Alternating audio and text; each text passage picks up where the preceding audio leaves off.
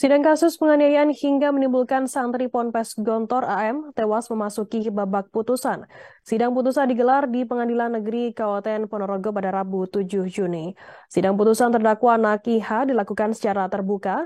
Majelis hakim menyatakan anak IH dipidana 4 tahun penjara di Lembaga Pemasyarakatan Pemuda Madiun. Selain itu juga barang bukti berupa pakaian rekam medis, surat permintaan maaf, surat kematian, dan lain-lain dikembalikan ke penuntut umum. Sementara terdakwa MFA dijatuhi hukuman 8 tahun dan denda 1 miliar rupiah dengan ketentuan denda tidak dibayarkan kurungan 3 bulan. Informasi lebih lengkapnya akan disampaikan oleh rekan jurnalis kami dari surya.co.id, ada Pramita yang akan melaporkannya. Silakan rekan Mita. Baik, rekan Firda, terima kasih. Di sini saya ingin melaporkan bahwa memang kasus penganiayaan Gontor hingga menimbulkan kematian terhadap santri AM berusia 17 tahun sudah memasuki babak sidang putusan atau vonis. Kemarin di Pengadilan Negeri Ponorogo sidang digelar. Terdakwa terdakwa IH maupun terdakwa MFA. Untuk terdakwa IH masih anak-anak berusia 17 tahun, dia dijatuhi hukuman sebesar 4 tahun dan harus menjalani eh, di BLK, harus menjalani di Balai Pelatihan Kerja selama 6 bulan. Sementara untuk MFA dijatuhi hukuman selama 8 tahun dan denda sebesar 1 miliar rupiah. Jika tidak membayar denda sebesar 1 miliar rupiah, MFA harus menjalani pidana kurungan sebanyak 3 bulan. Untuk IH, baik JPU maupun kuasa hukum dari IH menerima dan mereka tidak melakukan banding. Sedangkan untuk MFA, kuasa hukum maupun JPU-nya masih pikir-pikir. Hakim sendiri masih memberi waktu hingga sepekan. IH sendiri saat saat di saat di persidangan dia memang berkelakuan baik, kemudian dia itu menjadikan majelis hakim hanya menjatuhi vonis sebanyak 4 tahun, sedangkan tuntutan sendiri 5 tahun.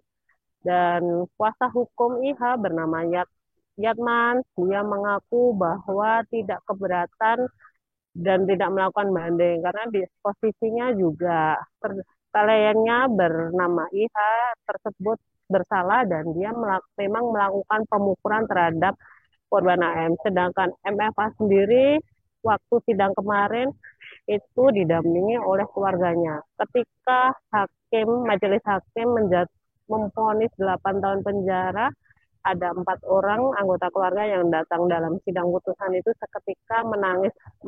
Mereka ketika MFA keluar dari ruang sidang Cakra, mereka juga mengejar MFA. Mereka saling berpelukan karena harus divonis selama 8 tahun dan harus membayar denda sebanyak 1 miliar. Untuk rekan FMA melalui kuasa hukumnya Zula Effendi Manurun mengatakan tetap berpikir-pikir untuk banding. Alasannya karena rekan FMA masih panjang waktunya dan lain sebagainya. Sedangkan DPU Bagas Prasyo Utomo mengaku juga masih berpikir. Dia melihat bagaimana nanti dari pengacara atau kuasa hukum MFA mereka akan banding atau tidak. Seperti itu, rekan Firda. Baik, terima kasih rekan Paramita dari surya.co.id atas laporan Anda. Selamat bertugas kembali. Tribuners, akan kami tampilkan berikut wawancara dari kuasa hukum terdakwa IH, Yatman, dan juga JPU Bagas Prasetyo Utomo, kemudian kuasa hukum MFA, Zul Effendi Manurung. Berikut liputan untuk Anda. Bisa dulu ya. Pertama ada yang perkara anak dan yang kedua perkara dewasa.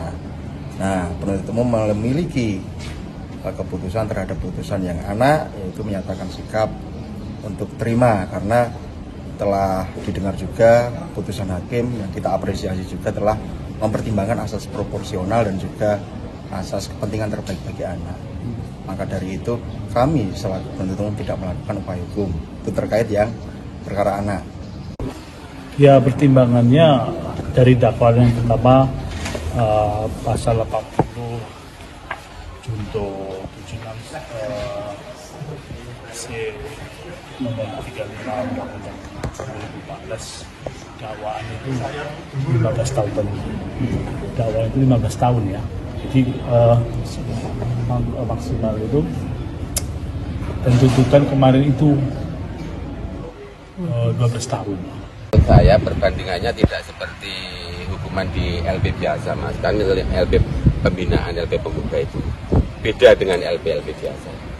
Dan menurut saya juga kalau kita banding, takut saya kalau hukumannya lebih berat, ya. Kalau menurut saya jaksa dan hakim sangat objektif sekali. Kita melihat walaupun ada beberapa hal yang tidak dibuka dalam takdir itu. Saat ada penganiayaan, posisi anak kan tidak ada di situ, dia ada di ruangan lain.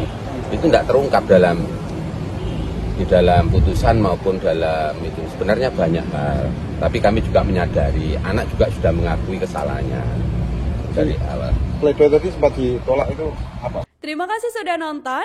Jangan lupa like, subscribe, dan share ya.